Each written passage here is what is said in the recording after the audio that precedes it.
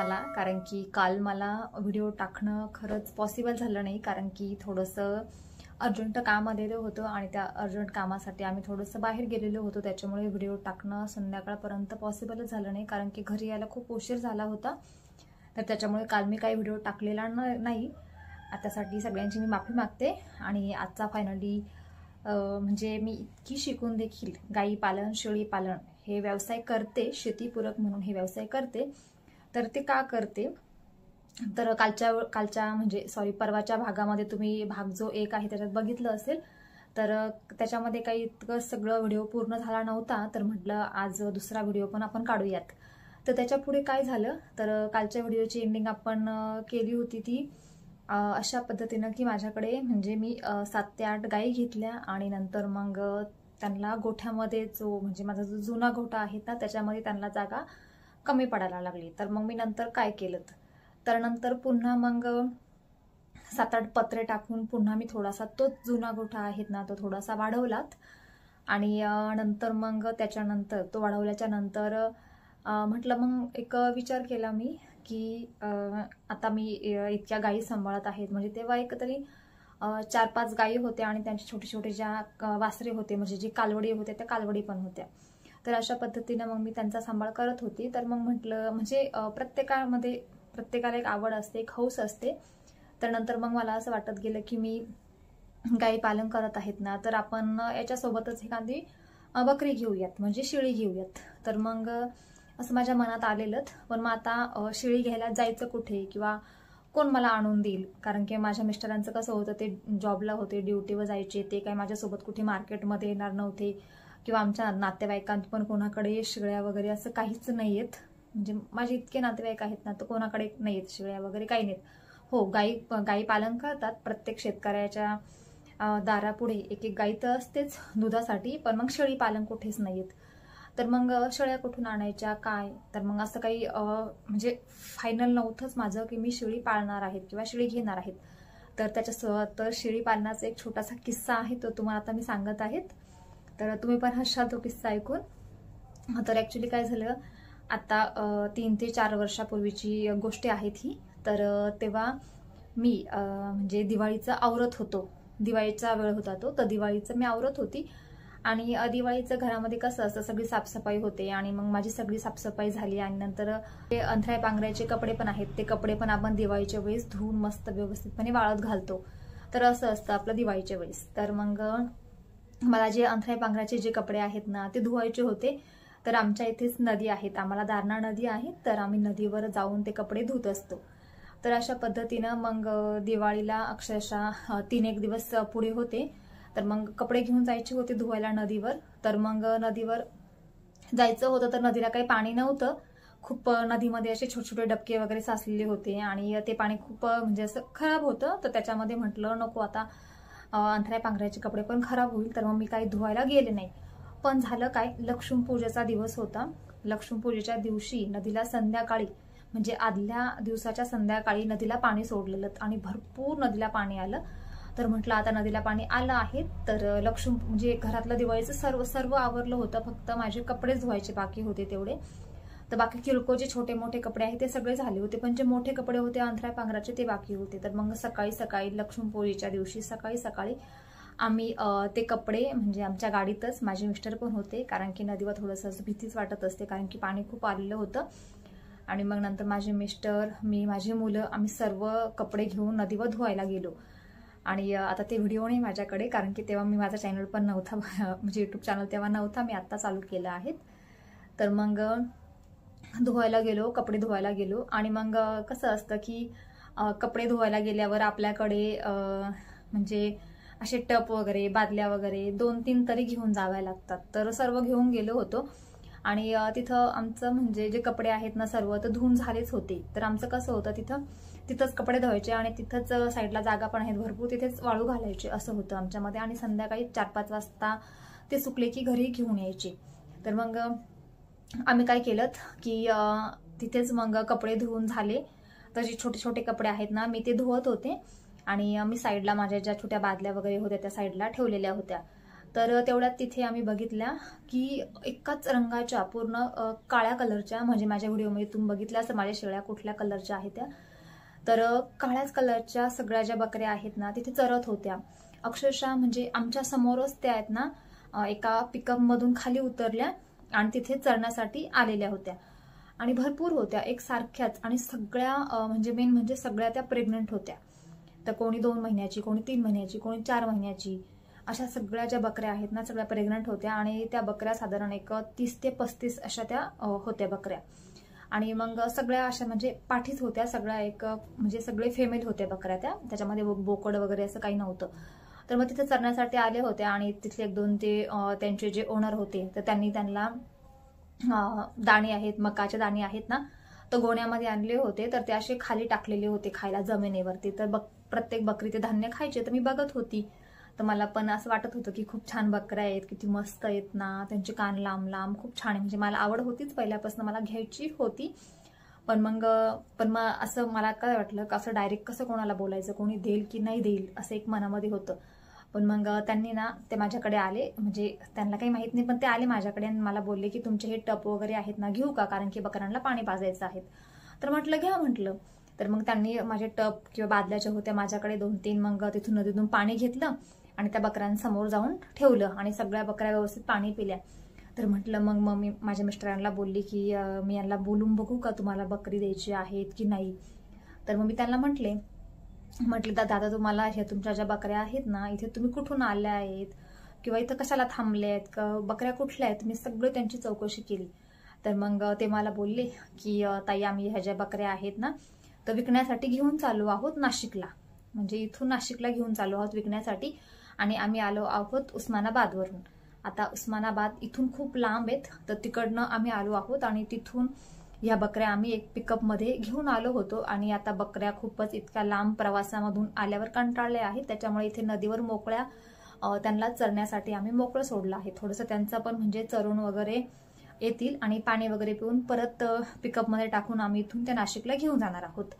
तर म्हटलं कशाला चालवले आहे तिकडे. तर मग त्यांनी सांगितलं का आम्ही हे म्हणजे एका आम्हाला ऑर्डर आलेली होती आणि ऑर्डरप्रमाणे एका जो शेतकरी आहे जो बकरी पाळणार आहेत ना त्यांना द्यायचे आहेत. तर मग ते घेऊन चालले होते. तर मी त्यांना सहज म्हटलं मला यातली एखादी बकरी देशाल का तुम्ही. तर मग ते बोलले नाही आमचं कसं म्हणजे ऑर्डर आहेत, आम्ही तितक्या बकऱ्या घेऊन चाललो आहोत तर आम्हाला नाही द्यायच्या आहेत, असं त्यांचं चाललं होतं. तर मग ठीक आहे म्हटलं. तर मग सगळे माझे कपडे वगैरे धुवून वगैरे झाले तर आम्ही मग घरी यायच्या हिशोब म्हणजे आम्हाला घरी यायचं होतं आणि घरी यायचं होतं. तर मग ते दादा काय बोलले म्हणजे त्यांचं काही माहित नाही, आपल्याला काही माहित नाही त्यांचं काय झालं ते काही नाही.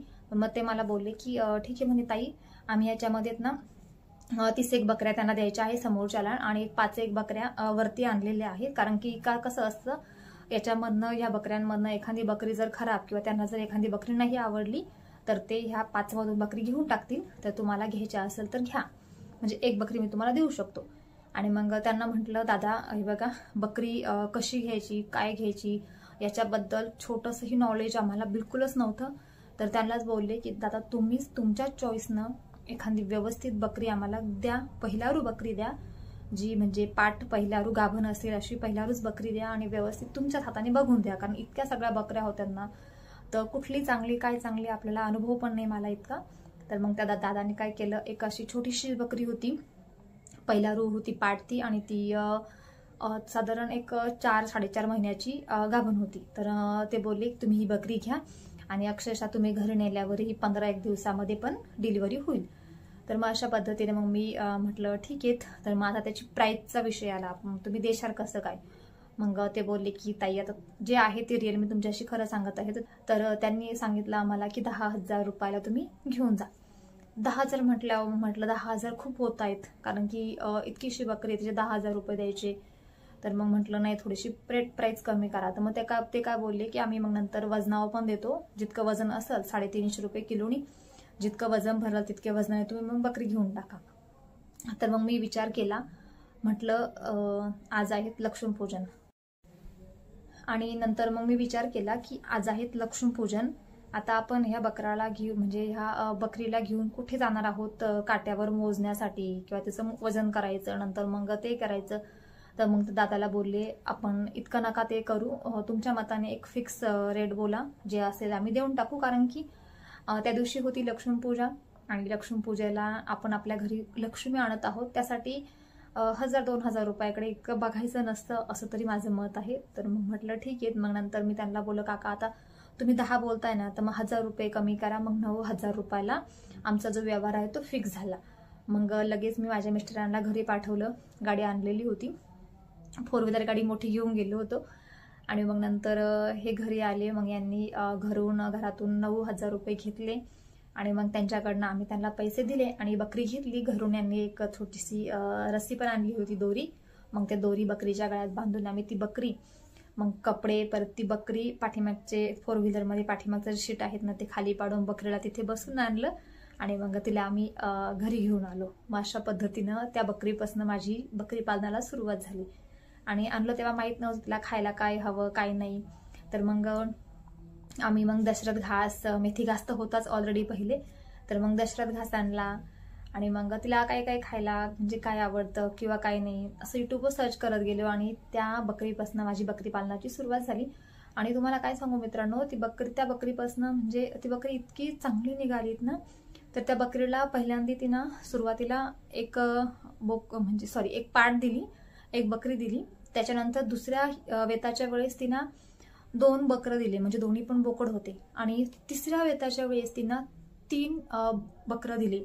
आता माझ्या चॅनलवर व्हिडिओ अपलोड आहेत, तुम्हाला म्हणजे जुने व्हिडिओ बघा, जुना व्हिडिओ आहेत एक, त्याच्यामध्ये त्या बकरीची डिलिव्हरी होतं आणि तुम्हाला पूर्ण मी दाखवलेलं आहेत. आणि अक्षरशः तिसऱ्या वेताला त्या बकरीना मला म्हणजे तिचं नाव आहे मान्या आणि तिनं मला पूर्ण 3 बकरं दिले. त्याच्यामध्ये 2 आहेत पाठी, म्हणजे 2 बकऱ्या आहेत, फेमेल आहेत आणि एक मेल आहेत. आणि आता तिन्ही पण आहेत, खूप छान आहेत.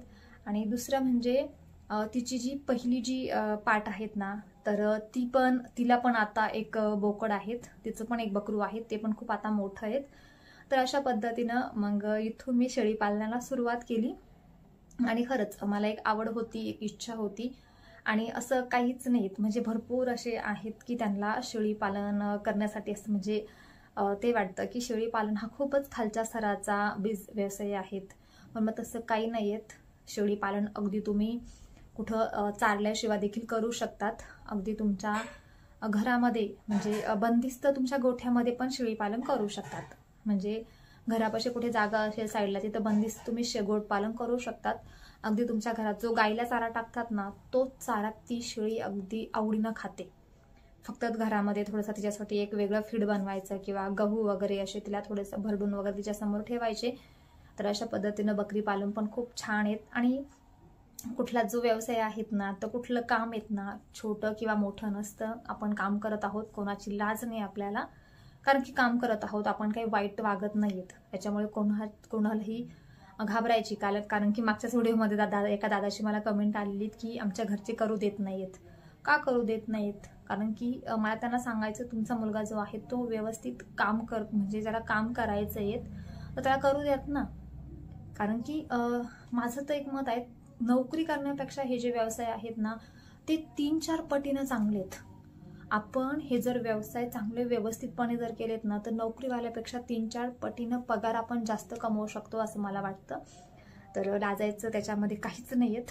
तर मग अशा पद्धतीनं मग मी बकरी पालनाची सुरुवात केली. आणि बकरी पालनाची सुरुवात केल्यानंतर म्हणजे आता मग त्या गोठ्यामध्ये खूपच म्हणजे जागा पुरेनाशी झाली. कारण की तिथं मग बकरी पण किंवा तिचे छोटे छोटे जे बकरी पण पिल्लं आहेत ते पण तिथंच. आणि मग गाई पण, कारण की गाई पण काहींचं काय असायचं, एकामागे एक गाई पण डिलिव्हरी व्हायच्या. त्याच्यामुळे मग थोडासा गोठा मला मग मोठाच हवा होता. म्हटला थोडासा मोठाच करूयात. आणि मग नंतर मी त्याच्यानंतर 2000 बहुतेक 21 ते 22 मध्ये, आता 2-1 वर्ष झाली आहेत, तर मी माझा जो नवीन गोठा आहेत ना, तो गोठा बांधला. आणि तो आता गोठा खूप मोठा आहे. त्याच्यामध्ये अगदी म्हणजे थोडासा साईडला मुक्त गोठा पण आहेत आणि गायींचा जो बंदिस्त गोठा आहे तो गोठा पण आहे. तर खूप छान गोठा केला आहे मी तो. तर तुम्हाला माझे व्हिडिओ बघायचे असेल गोठ्याचे, तर माझा दुसरा एक चॅनल आहे योगिता फार्मिंग बिझनेस म्हणून. तर त्याच्यावर मी पूर्ण शेळी पालन, त्याच्यानंतर गाई पालन याचे अगदी वेगवेगळे असे व्हिडिओ टाकलेले आहेत. तुम्ही तिथे जाऊन सर्च करू शकता. तर मी खाली माझ्या डिस्क्रिप्शन बॉक्समध्ये तुम्हाला माझ्या चॅनलचं नाव वगैरे सर्व डिटेल्स सांगणार आहे, तिथे जाऊन तुम्ही बघू शकता. तर तिथे बकरी पालन आणि गाई पालनाचे व्यवस्थित असे व्हिडिओ आहेत डिटेलमध्ये सांगितलेले, तुम्ही तिथे बघू शकता. तर अशा पद्धतीने माझा जो बकरी पालनाचा प्रवास आहे ना तो असा झाला. आणि मग नंतर मी नवीन गोठा बांधला. तर नवीन गोठ्यामध्ये मग ज्या जुन्या गोठ्यात त्या गायी वगैरे आहेत त्या नवीन गोठ्यामध्ये ट्रान्सफर केल्या, आणि नंतर मग जुन्या गोठ्यामध्ये मी म्हटलं इथे आता सर्व ज्या माझ्या बकऱ्या आहेत ना, कारण की आता तेव्हा एक बकरी हल्ली होती, पण एक बकरीपासून आता अक्षरशः 7 ते 8 माझ्याकडे बकऱ्या झाल्या आहेत. आणि त्याच्यामध्ये काही मी जे बोकड आहेत ना ते विकले पण आहेत. तर इतकं सगळं वाढलं आहे, त्याच्यामुळे म्हटलं मग आता इतकी जागा पुरत नाहीयेत. कारण की एक शेतकऱ्याचं असतं, कितीही मोठी जागा असली ना तरी ती शेतकऱ्याला नेहमी कमी पडत असते. तर मग त्याच्यामुळे मग जुन्या गोठ्यामध्ये मी आता बकऱ्या ठेवत आहेत. आणि त्याच्यानंतर आता पुढचा माझा जो प्रवास आहे तो आहे कोंबडी पालनाचा.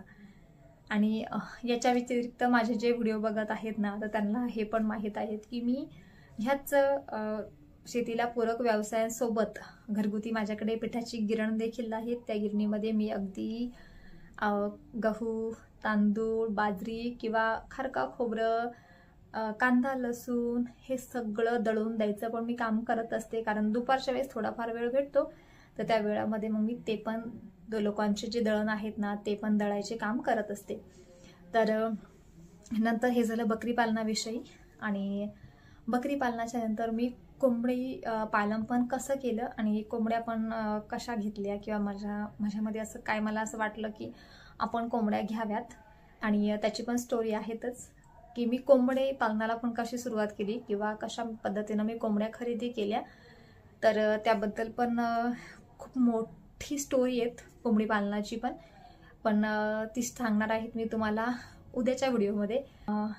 थोडासा व्हिडिओ मोठा झाला आहे, कारण की कसं असतं तुमचं पण व्हिडिओ जर मोठा झाला ना तर बघायला कंटाळा येतो. त्याच्यापेक्षा मग आपण उद्याच्या व्हिडिओमध्ये तुम्ही नक्की वाट बघा. उद्याच्या व्हिडिओमध्ये मी तुम्हाला सांगणार आहे की कोंबडी पालनाला मी सुरुवात कशी केली आणि कोंबडी कशी पाळतात, कशी बसवतात, परत ते अंडे कसे देतात, हे सगळं नॉलेज मी कुठून घेतलं, किंवा कोंबड्या कुठून खरेदी केल्या, किंवा कोणाकडनं आणल्या, कशा आणल्या, याच्याबद्दल तुम्हाला पूर्ण डिटेल मी उद्याच्या व्हिडिओमध्ये सांगणार आहे. तर उद्याचा व्हिडिओ पण बघायला विसरू नका. खूपच इंटरेस्टिंग अशी माझी स्टोरी आहेत आणि खूपच मस्त आहेत. तर नक्की उद्याचा व्हिडिओ पण तुम्ही नक्की बघा. तर उद्याचा व्हिडिओ पण खूप छान होणार आहेत. आणि कालच्या व्हिडिओला तुम्ही जसा मला थोडाफार तरी सपोर्ट केला आहे, म्हणजे काही नाही आहेत. मला काय वाटतं साधारण एक थोड्या लोकांनी जरी बघितलं ना तर बरोबरच एकापासून दुसऱ्यापर्यंत माझी जी माहिती आहेत ना ती पोहोचत असते. तर मी तुमचे खरंच मनापासून धन्यवाद करते की कालच्या पण व्हिडिओला तुम्ही मला थोडाफार सपोर्ट केलात आणि व्हिडिओ बघितलात. आणि त्याच्यावर मला 1-2 जणांनी कमेंट पण केली आहेत. तर ठीक आहेत. तर आजचा व्हिडिओ पण बघा, खूप छान व्हिडिओ आहेत. कारण की मला काय वाटतं माझ्यासारख्या ज्या म्हणजे महिला आहेत त्या घरात बसलेल्या आहेत, हस्बंड जॉब करतात आणि त्या घरामध्ये आहे, तर प्रत्येक महिलेला असं वाटतं की आपल्या स्वतःचं काहीतरी करावं. तर त्यांच्यासाठी हे जे छोटे व्यवसाय आहेत ना तर खरंच खूपच फायद्याचे आहेत. तर त्यांनी पण करावं. माझ्याकडनं म्हणजे मला असं वाटतं की त्यांनी पण त्यांच्या आयुष्यामध्ये, प्रत्येक स्त्रीनं प्रत्येकाच्या आयुष्यामध्ये काहीतरी करून दाखवावं. तर त्याच्यामुळे मी त्यांच्यासाठी हे व्हिडिओ बनवत आहेत. तर नक्की बघा आणि मला सपोर्ट करा.